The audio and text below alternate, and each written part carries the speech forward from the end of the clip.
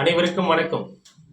இன்று பார்க்க போகும் தலைப்பு ஆசிரியர் வேலை யாருக்கு அமையும். இன்று செப்டம்பர் 5 ஆசிரியர் தினம்.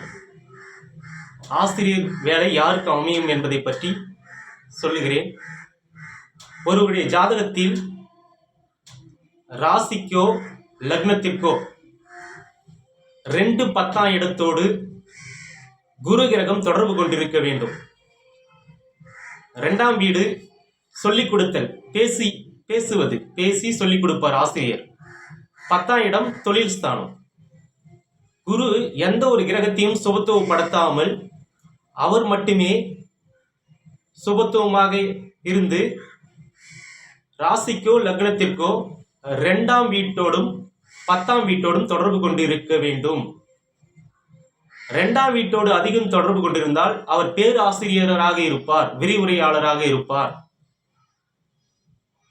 10ஆம் வீட்டோடு அதிகம் தொடர்பு கொண்டிருந்தால் அவர் பள்ளி ஆசிரியராக இருப்பார். எனவே ஆசிரியர் வேலை கிடைக்க வேண்டும் என்றால், அவர் செய்ய வேண்டும் என்றால், அவருடைய தனிப்பட்ட ஜாதகத்தில் ராசி லக்னத்துக்கு 2 10ஆம் இடத்தோடு குரு தொடர்பு கொண்டிருக்க வேண்டும். அவருக்கு தொடர் யோக தசாபுத்திகள் வர வேண்டும். தொடர் யோக தசாபுத்திகள் வந்தால் அந்த ஆசிரியர் பணி தொழிலில் அவர் தொடர்ந்து அந்த பணத்தை சம்பாதித்துக் கொண்டே இருப்பார்.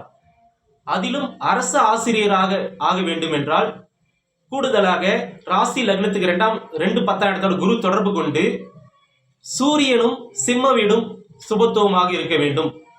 குறைந்தளவாவது சுபத்துவமாக இருக்கும்.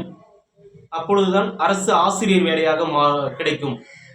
சிம்ம வீடு அரசு வீடு குறைந்த அளவு சுபத்துவமாக இருக்க வேண்டும், அல்லது சூரியன் குறைந்த அளவு சுபத்துவமாக இருக்க வேண்டும்.